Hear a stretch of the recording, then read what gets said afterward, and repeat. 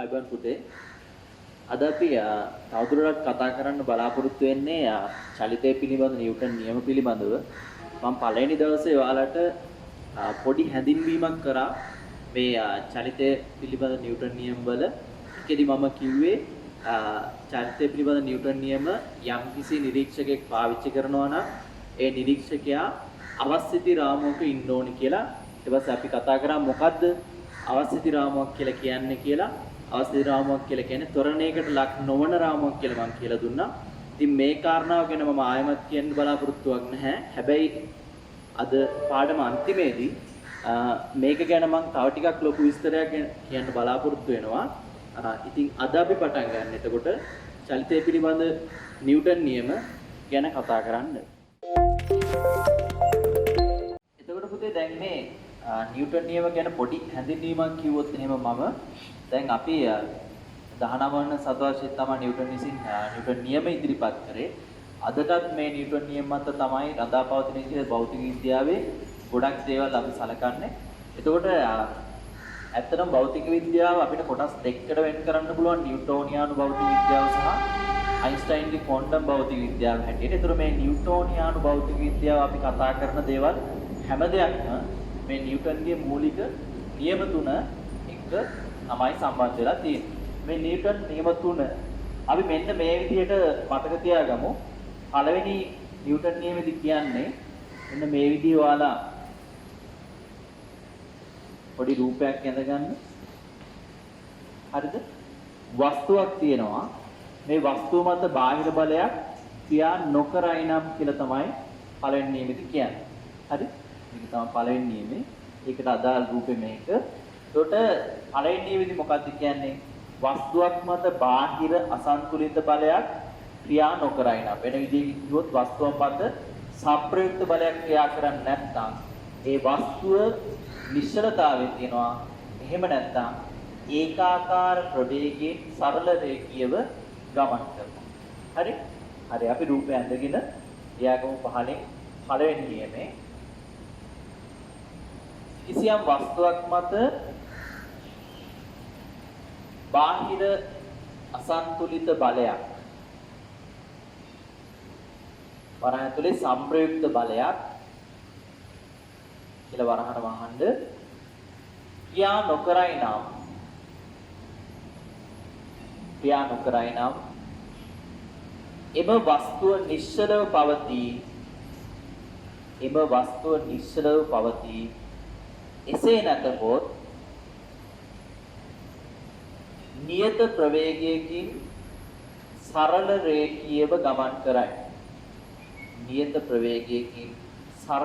රේඛීයව ගමන් කරයි. හරි ඔය තමයි නිව්ටන්ගේ පළවෙනි නියම. ඒක මේක ගැන තව ටිකක් විස්තර කිව්වොත් එහෙම වස්තුවක් මත බාහිර සංප්‍රයුක්ත බලයක් නැත්තම් පුතේ ඒ වස්තුවට ත්වරණයක් නැහැ. ත්වරණයක් නැහැ කියලා කියන්නේ තියෙන්න පුළුවන් චලිතාකාර දෙකයි. ඒ තමයි නිශ්චලතාවයේ සිටීම සහ ඒකාකාර ප්‍රවේගයෙන් ගමන් කිරීම. ඒ දේ තමයි මේ නිව්ටන්ගේ නියමයෙන් කියවෙන්නේ. ඊළඟට අපි නිව්ටන්ගේ දෙවැනි නියමයට යමු. ඒකෙදි කියන්නේ පුතේ මුල් අවස්ථාවේ පළවෙනි නියමෙදි කිව්වේ වස්තු මත බාහිර අසන්තුලිත බලයක් ක්‍රියා කරන්නේ නැත්නම් මොකද වෙන්නේ කියලා. දෙවෙනි නියමයෙන් කියන්නේ වස්තු මත බාහිර අසන්තුලිත බලයක් ක්‍රියා කරොත් මොකද වෙන්නේ කියලා. හරි? ඒතර මේකෙදි නිව්ටන් කියපු දේ තමයි මේ වස්තුවේ රේඛීය ගම්‍යතාව වෙනස් වීමේ ශීඝ්‍රතාව මේ බාහිර සංප්‍රයුක්ත බලය එහෙම නැත්නම් අසන්තුලිත බලයට සමානුපාත වෙනවා කියන කතන්දර. හරි අපි අංක 2 කියලා දෙවෙනි නියමය කියලා දාගෙන රූපය ඇඳගෙන විස්තරය ලියමු මෙහෙම. කිසියම් වස්තුවක් මත බාහිර අසන්තුලිත බලයක් ක්‍රියා කරයි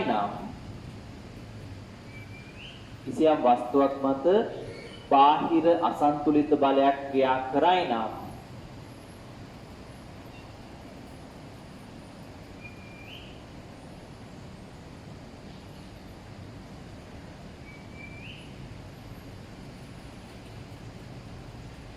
වරහන් ඇතුළේ යන්න සංප්‍රයුක්ත බලයක් ක්‍රියා කරයි නම් සංප්‍රයුක්ත බලයක් ක්‍රියා කරයි නම් කියලා වරහන වහන්න සමාවක් එම සංප්‍රයුක්ත බලයේ දිශාව ඔස්සේ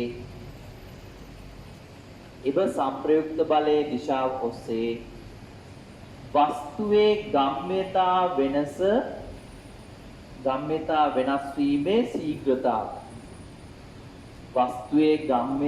වෙනස් වීමේ ශීඝ්‍රතාවය එම වස්තුව මත ක්‍රියා කරන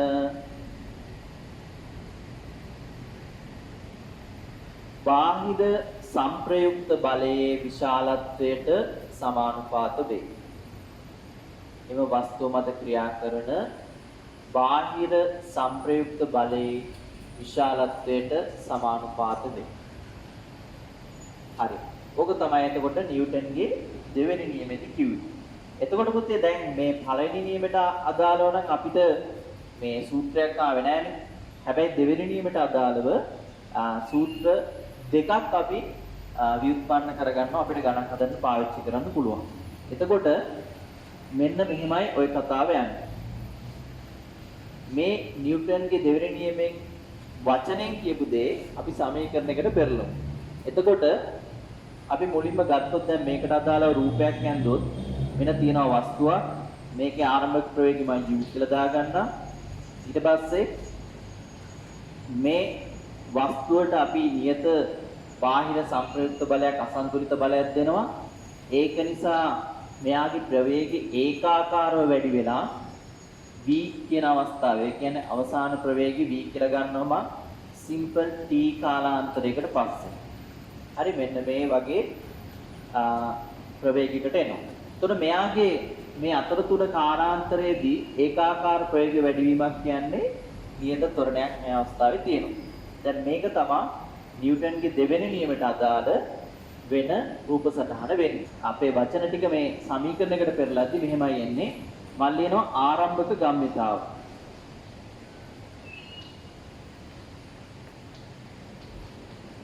ආරම්භක ගම්මිතාව ඔයාලා දන්නවා ස්කන්ධයේ ප්‍රවේගයෙන් දුරිතේ වෙනවා m වතාවක් u.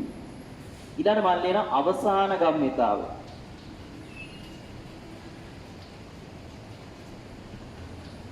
අවසාන ප්‍රවේගයේ ස්කන්ධෙන් ගුණ වෙනවා mv.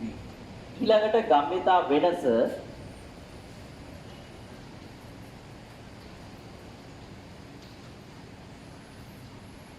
හරි ගම්මිතා වෙනස ගන්න පුතේ අපි හැම වෙලේම පසුපදයෙන් තමයි පෙරේක අඩු කරන්නේ. වෙනසක් ගන්න හැම වෙලේම පසු එකකින් පෙරේක අඩු කරලා එතන පසු ගම්මිතාවෙන් එන පෙර ගම්මිතාව අඩු කරනවා. මම ලියනවා mv ඍණ mu. ඒ තමයි ගම්මිතා වෙනස.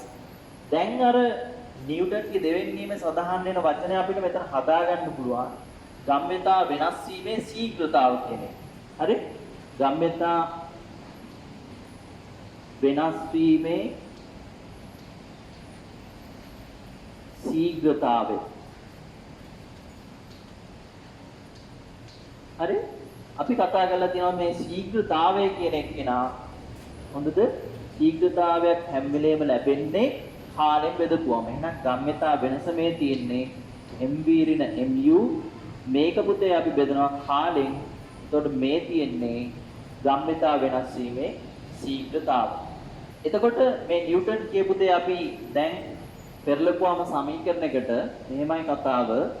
බාහිර අසන්තුලිත බලයෙන් නැත්නම් සංප්‍රයුක්ත බලය සමානුපාත වෙනවා ගම්මිතා වෙනස් වීමේ ශීඝ්‍රතාවය. ඒ කියන්නේ mv ඍණ mu බෙදීම t ට සමානුපාත වෙනවා.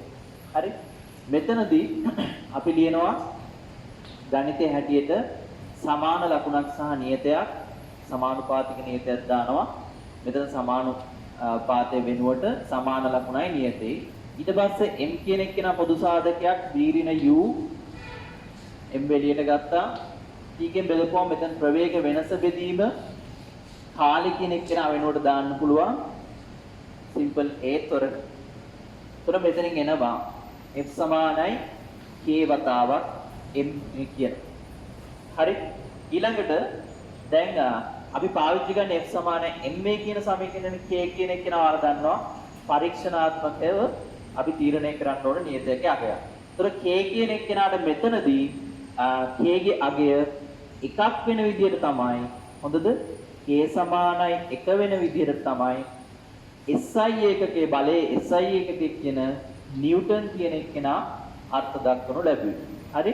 ඒක නිසා මම ලියනවා k සමානයි 1 වන පරිදි නිව්ටන් අර්ථ දක්වා ඇති නිසා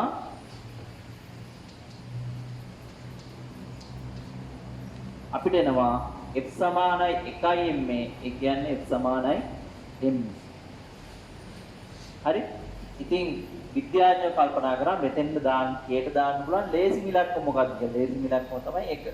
1.5 3.14 වගේ ඉලක්කම දැම්මොත් අපිට කොච්චර අමාරුද ගන්න එක කරන්නේ. ඒ නිසා තමයි කේට 1 දාලා ගත්ත මේ විදිහට නිව්ටන්ගේ දෙවෙනි නියමයෙන් එන පළවෙනි සමීකරණය හැටියට මම මේක කියා ගන්නවා. ඊට අපිට මේ විදිහට ආපු සමීකරණේ අපිට අතරමඟදී තව විදිහකට පිළියෙල කරන්න පුළුවන්. මම මෙහෙම ලියනවා. ඒක නිසා අවද මෙන්න මේ සමීකරණය අරගෙනවා. ඒකේ k සමානයි 1නේ. බැවි මේක අපි තරණය කියලා දාන්න නැතු වීරිණ u බෙදීම t ට t මේ පැත්තට උක්ත කරනවා. ඒකට එනවා f වතාවක් t සමානයි k ට 1 දාපොම m වතාවක් වීරිණ u. මේක මම ගන්නවා නිව්ටන්ගේ දෙවෙනි නියමයට අදාළ දෙවෙනි සමීකරණය හැටියට. මේ සියලුම දේ අර නෝට් එකේ ලියා ගන්න ඕනේ. හරි. ඊළඟට පුතේ අපිට කතා කරන්න තියෙන නිව්ටන්ගේ තුන්වෙනි නියමය. හරි? නිව්ටන්ගේ තුන්වෙනි නියමයේදී කියන දේ බොහෝම සරල දෙයක්. හරි? මේ තියෙන වස්තු දෙකක්. හරිද? ඒතර මේ එක වස්තුවක් මගින් මේ වස්තුව මගින් මෙයා මත ක්‍රියාවක් කරනු ලබන විට ඊට විශාලත්වයෙන් සමාන දිශාවෙන් ප්‍රතිවිරුද්ධ වූ ක්‍රියාවක් අනෙක් වස්තුව මත යෙදෙනවා. ඕක තමයි නිව්ටන්ගේ තුන්වෙනි නියමය. හරි අපි ලියාගමු මෙහෙම. සෑම ක්‍රියාවකටම විශාලත්වයෙන් සමාන වූද දිශාවෙන් ප්‍රතිවිරුද්ධ වූද ප්‍රතික්‍රියාවක් පවතී. ප්‍රතික්‍රියාවක් පවතී. හරි මේ රූපය ඇතුළත ආල ඒක ලියා ගන්න. එතකොට දැන් මේ නිව්ටන්ගේ තුන්වෙනි නියම නම් ඇත්තටම ගොඩාක් වෙලාවට අපිට මුණ ගැහෙන දෙයක්. හරි දැන් මේ නිව්ටන්ගේ තුන්වෙනි නියමයට අදාළව යෙදෙන ප්‍රායෝගික අවස්ථා ගොඩක් අපිට ජීවිතේදී හම්බ වෙනවා.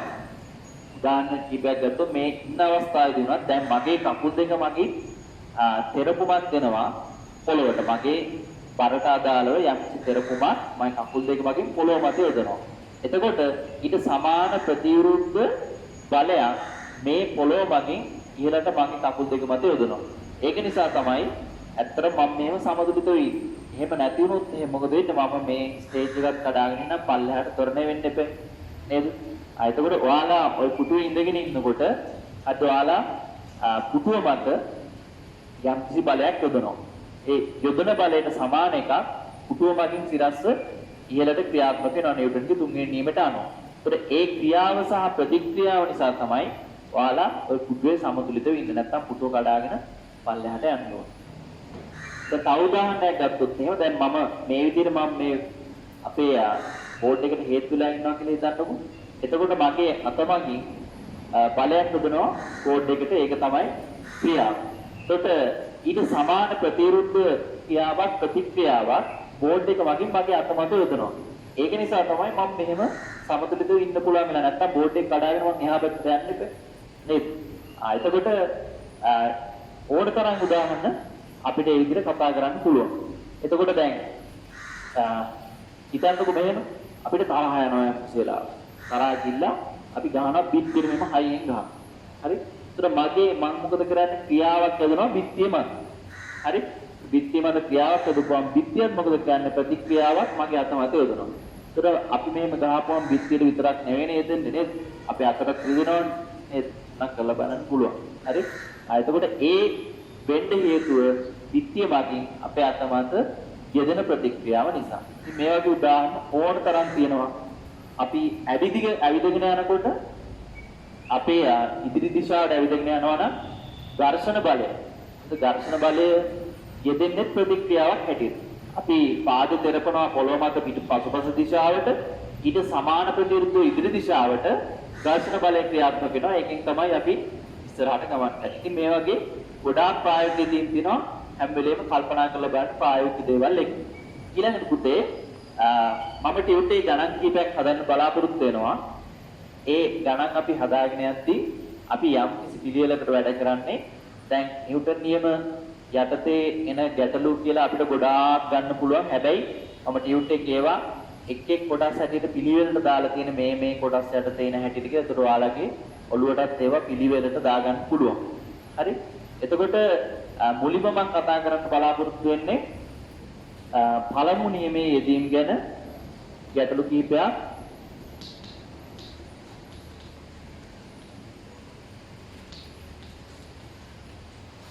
අපි මේවා මෙහෙම අනුමාත්‍රිකා හැටියට තියාගෙන යන්න. ඒතර පළවෙනි මේ යෙදීම් ගැන කතා කරන්න ගානක් විභාග ගානක් කතා කරන්න කලින් මට පොඩි දෙයක් කියන්න හිතුණා. මම ඔය දැන් ගොඩක් මේ කාටුන් එකක් දැකපු එකක් Facebook සමාජ මාධ්‍ය වල දැකපු එකක්. හරි දැන් ඒක ඇත්තටම එයාලා විහිළුවට වගේ කියන්නේ මේ වහාසයට වගේ හදපු එකක්. එතකොට මේකේ කියන්නේ මෙහෙම කතාවක්. මිනිස්සෙක් ඉන්නවා දැන් මෙහෙම යකඩ තහඩුවක් තියෙනවා. හරි මේ යකඩ තහඩුව මත මිනිස්සෙක් ඉන්නවා මෙහෙම මේ විදිහට ඉන්නවා. ඒත් මෙයා මෙහෙම මැග්නට් දෙකක් මෙහෙම චුම්බක දෙකක් ස්ථිර චුම්බක දෙකක් ඔබ අල්ලන් ඉන්නවා. දැන් මේක යකඩ තහඩුවක්. යට තියෙන එක යකඩ තහඩුවක් මෙන්න මේක. මෙයා මෙහෙම ප්‍රබල ආන්දම් දෙකක් මේ විදිහට අල්ලන් ඉන්නවා. හරි ඉතින් මේ කාටුන් එකේ කියන කතාව තමයි මෙහෙම අල්ලගෙන හිටියා මොකද වෙන්නේ? අපි මෙහෙම අල්ලපු ගමන් අපිට ඉකිලෙන්න පුළුවන්. මොකද මේ ආන්දම් දෙක මගින් මේ තහඩුව ආකර්ෂණය කරන හින්දා අපිට ඔහොම ඉහළට ඉකිලෙන්න පුළුවන්. හරි ඉතින් ඒක උපහාසයට අදුම කාටුන් එකක්. මේ ඔයාලට මේ පොඩි ළමයින්ට උනත් තේරෙනවා ඒ වැඩේ කරන්න බෑ කියලා. දැන් ඒක කරන්න පුළුවන් බැයිද කියන උත්තරේ නෙවෙයි භෞතික විද්‍යාව හදාන්න ළමෙක් හැටියට මම ඔයාලගෙන් බලාපොරොත්තු වෙන්නේ. මොකක්ද මෙහෙම වෙන්න මෙහෙම කරාම ඉකිලෙන්නේ නැති වෙන්න හේතුව මොකක්ද? හරි? පුතක් කල්පනා කරලා බලන්න මොකක්ද හේතුව කියලා. මම කියන්නකො මේකයි හේතුව. දැන් මේකේ අපි ගත්තම මේ යකඩ තහඩුව සහ මේක උඩ ඉන්න මිනිස්සයා සහ මේ චුම්බක කියන ඒවා ඔක්කොම ගත්තම් පුතේ එක පද්ධතියක්. එතකොට මේ කාන්දම මෙහෙම අල්ලපුවම හරිද මේ තහඩුව මේ පැත්තට ආකර්ෂණය වීමක් සිද්ධ වෙනවා. තහඩුව මෙහෙට ආකර්ෂණය වෙනවා. හරිද? ඒ වගේම තහඩුව මගින් මේ කාන්දමත් මෙහෙට ආකර්ෂණය වෙනවා. ඒතර මේ තහඩුව සහ මේ චුම්බක අතර ඇති වෙන්නේ අභ්‍යන්තර බල. පැහැදිලිද?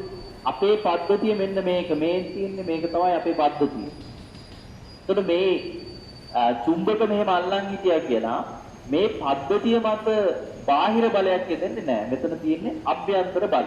එතකොට අභ්‍යන්තර බල වලින් අපිට වස්තුවක් ත්වරණය කිරීමේ හැකියාවක් නැහැ. වස්තුවක් ත්වරණය වීමට නම් අපිට අනිවාර්යෙන් අවශ්‍ය වෙනවා බාහිර බලයක්. එතකොට මෙතන කවුරුත් බාහිරින් බලයක් දුන්නේ නැහැ නේ මෙහෙන් ඇවිත්. ඒ ඔක්කොම අභ්‍යන්තර බල. ඒක නිසා මෙයා හිතේ නිශ්චලතාවයේ තවදුරටත් නිශ්චලතාවය ඉන්න මොකද තොරණයක් නැති නිසා. එහෙනම් මේ ක්‍රමේ හරියන්නේ නැහැ පාවෙන්නේ. මේකට සමානව තියෙන ටියුට් එකේ ගානකට යන් අපි වර්ණ විභාග ගානකට 6 වෙනි ගාන ටියුට් එකේ මේකෙදි මම ඔය කිව්ව විදිහේ කතාවක් තමයි තියෙන්නේ. මේ විදිහට පොලියක් තියෙනවා. පොලියේ මෙතන වාඩි වෙලා ඉන්න මිනිස්සෙක්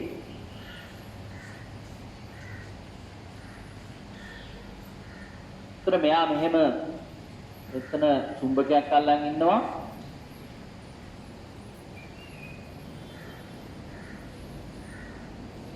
ප්‍රබල කාන්දමක්. හරි? එතකොට අපෙන් අහන්නේ ආරම්භයේදී මෙයා නිශ්චලතාවය කියනවා මේවා ට්‍රොලිය මේක ඉදිරියට ගමන් කරනවද නැත්ද කියලා අහන්නේ. ඉතින් ඔයාලා දැන් උත්තරේ දන්නවා මගෙන්. හැබැයි හේතුව කියන්න පුළුවන් වෙන්න ඕනේ. මොකද මේ දෙකොල්ලෝ අතර වාහනය සහ මේ කට්ටිය අතර ආකර්ෂණ බල තිබ්බට මේවා මොනවද? අභ්‍යන්තර බල. එහෙනම් මේ සම්පූර්ණ පද්ධතිය ගත්තම මෙන්න මේ පද්ධතියේ බාහිර බලයක් කොහෙන්වත් දෙන්නේ නැහැ මේ චුම්බකයේ මෙහෙම දැම්මත්. හරි? ඒ බාහිර බලයක් මේ පද්ධතිය මත ට්‍රොලිය සහිත පද්ධතිය මත දෙන්නේ නැති නිසා මෙයාගේ තොරණයක් ඇති වෙන්නේ නැහැ. ඔක තමයි මේකට උත්තරේ වෙන්නේ. ඒකට නිවැරදි උත්තරේ වෙන්නේ කිසිම තරණයක් සිදු නොවේ කියන අංක 4 වෙනි. ඉතින් විභාග ප්‍රශ්න වලට පාව මේවා අහන්නේ සරල දේවල් වුණාට මේවා ගැන හරියට අවබෝධයක් සමාජයට ළමයින්ට නැති. හරි? ඉතින් මෙහෙම චුම්බක පාවිච්චි කරන්න පුළුවන් වාහනවල යන්න නේද? ඒකට බස් එකේ ඩ්‍රයිවර්ට එක චුම්බකයක් දෙන්න පුළුවන්. පෙට්‍රල් ගහන්න අවශ්‍යතාවයක් නැහැ. නේද? චුම්බකේ දාපු ගමන් ඉස්සරහට තොරණ එනවා. ඊට පස්සේ කන්ඩක්ටර්ට දෙන්න පුළුවන් තව චුම්බකයක් නවත්ත ගන්න අවශ්‍ය වුණාම මේ පැත්තට චුම්බකේ දාන්න. ඉතින් එහෙම දේවල් සිද්ධ වෙන්නේ නැහැ කවදා. හරි ඊළඟට පුතේ මම යන්න හදන්නේ ඊළඟ අනුමාත්‍රිකාවට මේ නිව්ටන් නියමයට තේ F සමානයි ma භාවිතය. සමානයි ma භාවිත වෙන අවස්ථා ටිකක් ගැටලු ටිකක් තමයි ඊළඟ ටියුට් එකෙමත් දාලා තියෙන්නේ. එතකොට දැන් කොයි වගේ අවස්ථාවකද F සමානයි ma භාවිත කරන්න කියලා ඔයාලාට මතක තියාගන්න ඕන නම් සරල මෙහෙම හිතාගන්න. තරණයක් තිබ්බොත් තරණයක් දැක්ක ගමන් අපි පාවිච්චි කරන්නේ F සමානයි. එහෙම මතක තියාගන්න උතර ගොඩක් වෙලාවට ඔක හරියට අපිට හිතා ගන්න පුළුවන් මෙතෙන් F සමානයි මේ තමයි දාන්නේ. හරි අපි ගානකට යන් ටියුට් එකේ පළවෙනිම දෙවෙනි ගාන මේකෙදි කියන්නේ ස්කන්ධය 10 කිලෝග්‍රෑම් වෙච්ච වස්තුවක්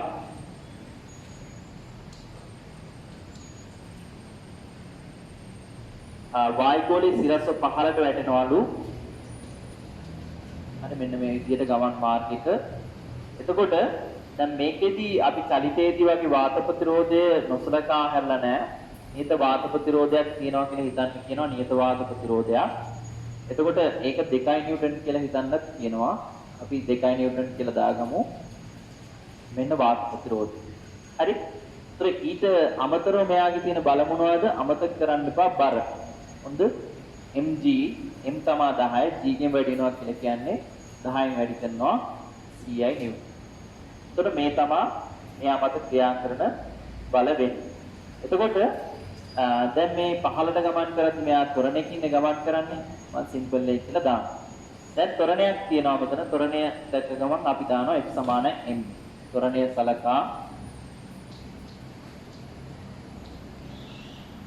පහළට දානවා අපි අනිවාර්යෙන් දිශාව සඳහන් කරන්න ඕනේ f සමානයි m. හරි? එතකොට පුතේ දැන් මේ f සමානයි ma ගේ ඒ කියන්නේ ත්වරණේ m කියන්නේ වස්තුවේ හෝ පද්ධතියේ ස්කන්ධය f කියලා කියන්නේ සම්ප්‍රයුක්ත බලය මතක තියාගන්න. බල කිහිපයක් තියෙනවා අපි දිශාව අනුව vg ලකුණ ධන ඍණ එක මේ බලය දාන්න ඕනේ. එතකොට දැන් මෙතන පල්ලෙහාට තියෙනවා අපි ගත්ත දිශාවට 100ක් 100 ඍණ 2 සමානයි ස්කන්ධය 10 වතාවක් ත්වරණේ 1. හරි? මේක සුළු කරාම මෙතන 98ක් වෙනවා. 98 10න් බෙදපුවාම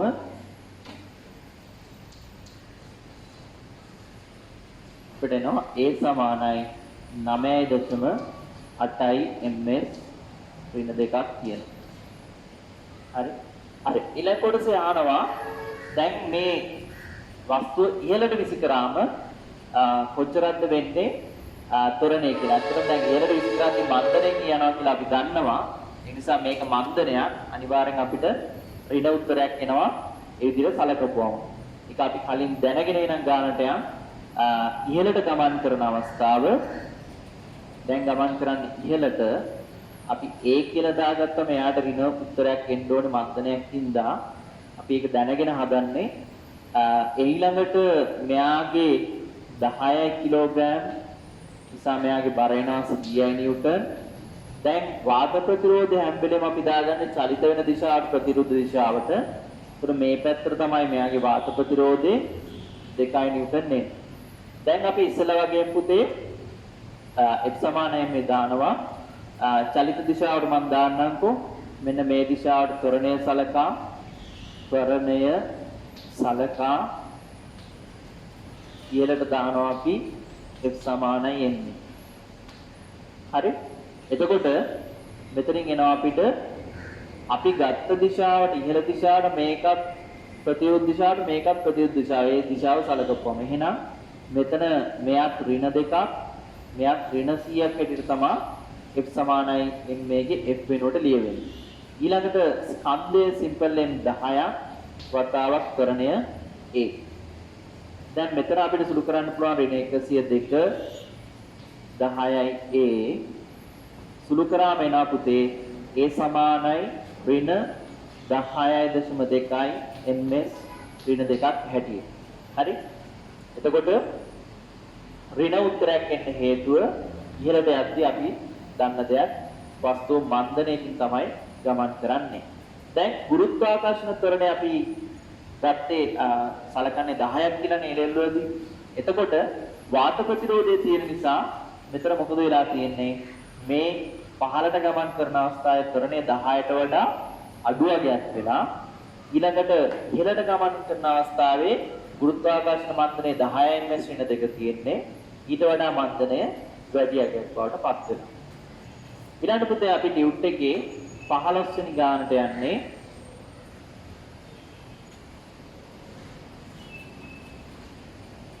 දැන් මේකෙදි ට්‍රොලියක් ගැන කියන්නේ හරි ට්‍රොලි රෝද ටික මම අමතක කරලා මෙතන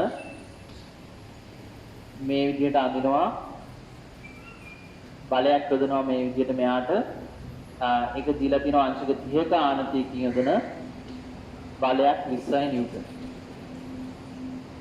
ඒත් මේ ට්‍රොලියේ ස්කන්ධය දීලා තියෙනවා 10 කිලෝග්‍රෑම් කියලා. ඊළඟට කියනවා ට්‍රොලිය මේක සුබඩ පොළොවක් කියලා කියනවා. එහෙනම් ඝර්ෂණය සම්පූර්ණයෙන්ම අපි අමතක කරලා දාමු. එතකොට මුලින්ම වගේ අහන්නේ ට්‍රොලියේ ත්වරණය කොච්චරද කියලා. මේ දිශාවට මේක මම සිම්පල් a කියලා දාගන්නම්.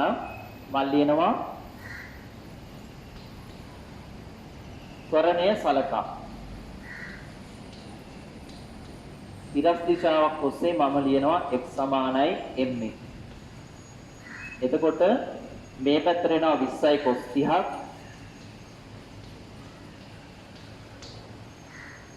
වෙන මුකුත් බල නැහැ. 20යි cos 30යි. ස්කන්ධය 10 වතාවක් ත්වරණය a. හරි? ඊළඟට අපිට සුළු කළ දාන්න පුළුවන් මෙතන 10න් 2 වැඩි කිරීම cos 30 කියලා කියන්නේ මූල 3ට 2ක්. මේක සුළු වුණාම a සමානයි මූල 3යි. එහෙම නැත්නම් ආසන්න අගයක් විදිහට ලිව්වොත් 1.7යි ms ඍණ 2යි කියලා මට ලියන්න පුළුවන් මෙයාගේ ත්වරණය.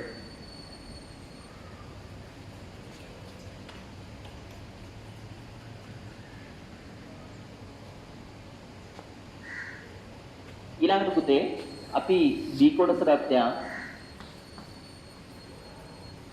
හරි B කොටසේ එතකොට කියන්නේ ට්‍රොලිය මත පොළොවකින් ඇති කරන ප්‍රතික්‍රියාව සොයන්නලු. දැන් මම මේකේ තිරස් බල විතරයිනේ ලක්ෂ තිරස් දිශාවකට අවශ්‍ය වෙන බල ටික විතරයි මෙතන ලක්ෂණු කරේ මම ආනතියක් සහිත. දැන් සිරස් බල ගැන කතාවක් කියන හින්දා අපි සිරස් බල ලක්ෂණු කරමු. මෙතන එනවා 100 නිව්ටන් බර සහ මෙයාගේ අභිලම්බ ප්‍රතික්‍රියාව කැපිටල් R. දැන් මෙතනදී අපිට පේනවා දැන් මේ තිරස් දිශාවක් ඔස්සේ මෙයා ත්වරණය වෙනවා. හැබැයි සිරස් දිශාවක් ඔස්සේ ගත්තම පුතේ මෙයා ඉහළටවත් පහළටවත් ගමන් කරන්නේ නැහැ. ඒ කියන්නේ මේ වස්තුව සමතුලිතයි සිරස්. පල්ලියනවා මෙහෙම සිරස්ස සමතුලිත බැවි.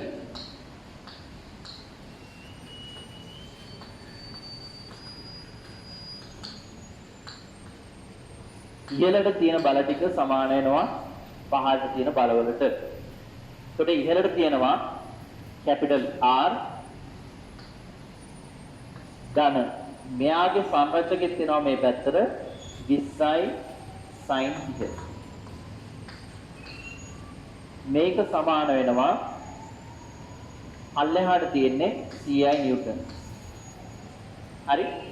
දැන් මේක අපි සුළු කරන්න ඕනේ R ධන 20යි sin 30 කියලා කියන්නේ භාගයයි සමානයි 100ට. මෙතන සුළු කරන්න පුළුවන්. මෙතන 10ක් ඉන්නේ 10 මේ පැත්තට අරන් ගියාම 100 ඍණ 10 R සමානයි 90යි නිව්ටන් කියලා එනවා. හරි?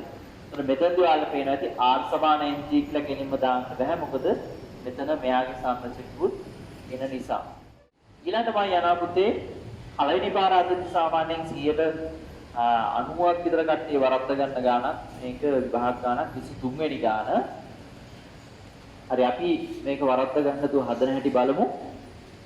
මේකෙදි කියන්නේ රොකට් එකක් තියෙනවා. මෙන්න මේ විදිහට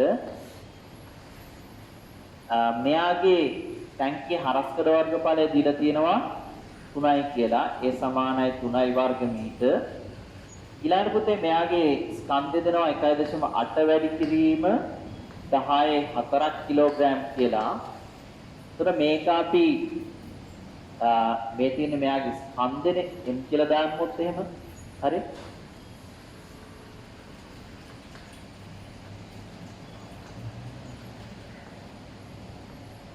හරි. එතකොට mg නේ බර කියලා කියන්නේ එහෙනම් තව 10කින් වැඩි වෙන්න ඕනේ. ඒ කියන්නේ 1.8 වැඩි කිරීම 10 4 තව 10කින් වැඩි කරාම 10 5 නිව්ටන් කියලා මම දාගන්න බා. හරි. ඊළඟට මෙයාගේ තව බලයක් තියෙනවා. ඕක අමතක කරන ඉඳ තමයි ගොඩක් වෙලාවට මේ ගාන වරද්ද ගන්නෙ. හරිද? මං ඒක දාගන්නම් අභිලම්බ ප්‍රතික්‍රියාව R කියලා. හරි. දැන් මෙයා ඉහළට සිම්පල් A ත්වරණයකින් ගමන් කරනවා කියලා තමයි කියන්නේ. හරි. ඔය ත්වරණය අපිට දීලා තියෙනවා 2යි ms ඍණ 2. දැන් පුතේ අපෙන් අහන්නේ පොළොවට සාපේක්ෂව මෙතන ත්වරණයක් තියෙනවා නම් m මොහොතේදී ටැංකිය මත යෙදෙන පීඩනය කොච්චරක්ද කියලා. පීඩනය කියලා කියන්නේ බලය අපි බෙදන්න ඕනේ වර්ගඵලයෙන්. ඒකට බලය මෙතනදී අපි බලය කොච්චරක්ද කියලා හොයලා ඒක මේ දීලා තියෙන වර්ගඵලයෙන් බෙදන්න ඕනේ. හරි. එහෙනම් අපි R හොයමු. ත්වරණයක් තියෙන නිසා මම දානවා ඉහළට ත්වරණය සලකලා f සමානයි m. f සමානයි m. එතකොට බල තියෙනවා R. පාළට තියෙනවා 1.8 වැඩි කිරීම 10 5. ස්කන්ධය එතකොට 1.8 වැඩි කිරීම 10 4ක්. වතාවක් ත්වරණය 2යි. හරි. R උක්ත කරන්නම් මම. එතකොට 1.8 වැඩි කිරීම 10 5 කියන එක එහා පැත්තට යනවනේ. ඒකල මෙයාට ඒක එකතු වෙනවනේ. එතකොට 1.8 වැඩි කිරීම 10 4 කියන එක මම පොදු සාධකයේ හැටියට එළියට ගත්තොත් මෙතන 10ක් ඉතුරුයි. ඒ 10 එකතු වෙනවා මෙතන මෙන්න මේ දෙකට. හරි. ඊළඟට මම ඊටු ටික මේ පැත්තෙන් ලියන්න. හොඳද? R කියන එක කෙනා මම සුළු කරන්නේ නැහැ. මොකද මගෙන් අහලා නැහැනේ R ආන්නේ පීඩනයනේ. පැහැදිලිද? ඒක නිසා ඔහොම තිබ්බදෙන් හොඳට කැපිලා ගෙටලා සුළු වෙලා යනවා. ඔහොම තියාගමු. නිව්ටන් වලින් තමයි මෙන්න මේ ගුණිතය එන්නේ R. ඊළඟට පුතේ මම ලියනවා එම නිසා පත්කුල මත පීඩනය ඒක අපි P කියලා ගත්තොත් P සමාන වෙනවා F බෙදීම A ට. හරි. මෙතනදී F කියලා කියන්නේ R කියන එක කෙනා හරිද? එයා බෙදන්න ඕනේ A ගෙන්. R කියන්නේ 1.8 වැඩි කිරීම 10 4 වැඩි කිරීම 12 බෙදීම හරස්කඩ වර්ගඵලය 3යි. දැන් ඔයාලට පෙනෙයි මම ඇයි මේක සුළු කරන්නේ නැතුව හිටියේ කියලා. මේ ලේසියෙන් කපලා කොටලා දාන්න පුළුවන් ඒකයි. හරි. එතකොට අපි මෙතන මෙයාව සුළු කරාම එනවා 4ක්. මෙතනින් අපිට එනවා මේක ගුණ කරාම 1.8 4ෙන් ගුණ කරලා 10 4ෙන් ගුණ කරාම 7.2 වැඩි කිරීම 10 4ක් පැස්කල් එහෙම නැත්නම් nm ඍණ 2 හැටියට මෙන්න පීඩනය. තාම වැදගත් කොටසක් කැලේ පිළිබඳ නිව්ටන් නියම කියලා කියන්නේ. ඒ පිළිබඳ ගණන් අපි හදන්න බලාපොරොත්තු වෙනවා. දැනට ඔයාලට ටියුට් එකේ යම් ගණන් ප්‍රමාණයක් හදන්න පුළුවන්. අපි ඒකේ තව විස්තර ඉස්සරහට කතා කරන්න බලාපොරොත්තු වෙනවා. එතකොට මම අද මේ වීඩියෝ එක ඉවර කරන්න කලින් පොඩි දෙයක් කියන්නම්. ටිකක් හිතන ළමයින්ට වැඩිපුර හිතන ළමයින්ට මේ එන්න තියෙන ප්‍රශ්නයක් ගැන තමයි මම මේ කියන්නේ. ඒ කියන්නේ දැන් අපි හිතමු මෙහෙම. දැන් මම වාහනයක යනවා මේ ත්වරණයෙන් ගමන් කරනවා. ඒ වාහනයක ත්වරණයෙන් යන ගමන් හොඳ ඔයාලා දිහා බලන් ඉන්න ඔයා අපි හිතමු ග්‍රවුන්ඩ් එක කොහේ හරි ඇවිදගෙන යනවා. ඒතර ඔයාගේ චරිතේන මට දාන්න පුළුවන් කමක් නැහැ. නිව්ටන් නියම කෙලින්ම පාවිච්චි කිරීමේ හැකියාවක් නැහැ. මොකද මම ත්වරණය වන රාමුවක ඉන්න නිසා. ඒ කියන්නේ මම අවස්ථිති රාමුවක නෙවෙයි. හරි? ඉතින් ওই කාරණේ මම කිව්ව තවදුරටත් වෘත්තයේදී ගෙදෙද්දි වස්තුවක් වෘත්තයේදී තාම අපි වෘත්තයේදී කතා කරේ නැහැ. ඔයාලා ඉස්සරහට ඒ කතන්දර වලට අපි එනවා. එතකොට මේ වෘත්තයේදී ගෙදෙනකොට වස්තුවක් එයා මත තියෙනවා කේන්ද්‍රාභිසාරී ත්වරණය කියලා එකක්. හරිද? සප්‍රේට් ත්වරණය කේන්ද්‍රාභිසාරී ත්වරණය කේන්ද්‍රයේ පැත්තට තියෙනවා. ඒතකොට මෙයා ත්වරණයකට ලක් වෙලානේ ඉන්නේ. එහෙනම් මෙයා අවස්ථිති රාමුවක නෙවෙයි ඉන්නේ. ඒතකොට මෙයාට නිව්ටන් නියම භාවිත කරන්න බෑ. ඉතින් ඔය කාරණාව කියපුවම සමහර ටිකක් වැඩිපුර හිතන කෙනෙක්ට හිතෙන්න පුළුවන්. දැන් මේ තියෙන්නේ පෘථුවිය නම් මෙන්න මේ හරිය නම් දැන් අපි ඉන්නේ. හොඳ ඔය විදිහට ඉන්නවා කියලා හිතමුකෝ. හරි? එතකොට මේ පෘථුවිය භ්‍රමණය වෙන නිසා හොඳද? මේ අපි මේ භ්‍රමණය වෙනවානේ. එහෙනම් අපිටත් ওই කේන්ද්‍රාභිසාරී ත්වරණය කියන එක තියෙනවානේ. ඒ නිසා අපි කොහොමද නිව්ටන් නියම පාවිච්චි කරන්නේ කියන කාරණේ ප්‍රශ්නේ අනිවාර්යෙන් එයි වැඩිපුර හිතුවෝ. හරි? ඉතින් ඕකටත් උත්තරයක් තියෙනවා ඇත්තටම. දැන් ඔයාලට උච්චය දෙකරා මේවා පැහැදිලි මේ සමීකරණ ගැන හිම තාම දන්නේ නැහැ. කේන්ද්‍රාභිසාරී ත්වරණය කියන එක කෙනා දැන් මෙයාට කේන්ද්‍රයේ පැත්තට තියෙන මේ කේන්ද්‍රාභිසාරී ත්වරණය කියන එක කෙනා ලියන්න පුළුවන් අපිට ඔමේගා වර්ගයේ r ගේ. r කියලා කියන්නේ මේ කේන්ද්‍රය ඉඳන් මෙයා ඉන්න r එහෙම නැත්නම් පෘථිවියේ r. හරි? එතකොට දැන් මේකේ ඉතින් අපි ඔමේගා කියන එක කෙනාට දැන් මම හදලා සම්පූර්ණයෙන් පෙන්වන්න අදහසක් නැහැ. මම වැඩි කරන හැටි කියලා දෙන්නම්. දැන් පැය 24ක් ගත වෙනවනේ පෘථිවියට එක වටයක් කරකවෙන්න. එතකොට ආවර්ත කාලය ගත්තොත් එහෙම පැය වලින් 24ක්. ඒතර මේක අපි තප්පර වලට හැරෙව්වොත් එහෙම පැයට විනාඩි 60යි විනාඩියට තප්පර 60යි. මෙන්න මෙච්චර තප්පර ගණනක් තියෙනවා. හරි? ඔය තියෙන්නේ ආවර්ත කාලය T කියන එක නා. ඊට පස්සේ හොඳ මේක අපි දැන් ඔමේගාට සම්බන්ධ කරොත් එහෙම T කියලා කියන්නේ 2යි බෙදීම ඔමේගා. හරි? එතන ඔමේගා කියලා කියන්නේ මෙතන T ට මෙයා ආදේශ කරලා 2යි බෙදීම T කියන්නේ 24 වැඩි කිරීම 60 වැඩි කිරීම 60. හරි? pi ට අපිට 3.14 කියන අගය දාන්නත් පුළුවන්. හරි? මෙතනින් අපිට ඔමේගා හොයාගන්න පුළුවන්. එහෙම ඔමේගා හොයාගෙන අපි මෙන්න මෙතන ත්වරණය ගණනය කරොත් එහෙම පෘථිවියේ අරයත් ආදේශ කරලා හොඳට අපිට එතකොට එනවා පුතේ මෙන්න මේ ඒට අගය එන්නේ හොඳ 0.3.4යි වගේ අගයක් තමයි දල වශයෙන් එන්නේ. හරි? ඉතින් මම මෙතන මේ කියන්න හැදුවේ මෙන්න මේ ත්වරණය වලට පේනවනේ කොච්චර පොඩි එකක්ද කියලා. නේද? දැන් ගුරුත්වාකර්ෂණ ත්වරණය කීයක්ද? 10යි. හරි? ඉතින් ඒකත් එක්ක සාපේක්ෂව බලපුවම මේක නොදැනෙන තරම්. හරි? ඉතින් ඒක නිසා මේ පෘථිවියේ මතු පිට පෘෂ්ඨීත්‍ය ඇත්තටම අපි ත්වරණයකට කේන්ද්‍රාභිසාරී ත්වරණයකට ලක් වෙනවා. ඒක නොසලකිය හැකි තරම් වෙන නිසා තමයි අපි මේ පෘථිවියේ මත ඉන්න පුද්ගලයේ අවස්ථිති රාමුවක් ඉන්නවා කියලා සලකන්නේ. ඉතින් ඔයාලා තව හිතනවා නම් තව හිතයි මේ විදිහට පෘථිවියත් ආයේ ගමන් කරනවානේ සූර්යයා වටේ. ඊට සූර්යයා අතුරු සෞරග්‍රහ මණ්ඩලය ආයේ ගමන් කරනවා මෙහෙම උත්තාකාර චරිතයක මේ තියෙන මන්දාකිණි එහෙම ඉතයි. ඉතින් ඒ වගේත් අපි ත්වරණය ගණනය කරලා බැලුවොත් මේකත් වඩා කිහිප ගුණයක් අඩු ත්වරණයක් තමයි එන්නේ. ඒක නිසා තමයි අපි නිව්ටන් නියම පාවිච්චි කරන්න පුළුවන් කියන පදනම මත ඉඳන් ගණන් හදන්නේ. ඔය වැඩිපුර දෙයක් මම කිව්වේ ඒක අර ටිකක් වැඩිපුර හිතුවා නම් මේක ඇයි වෙන්නේ මෙහෙම කියලා ප්‍රශ්නයක් තිබුණා. දැන් ඒකට ඔයාලට උත්තරේ හම්බෙන්නත් ඇති.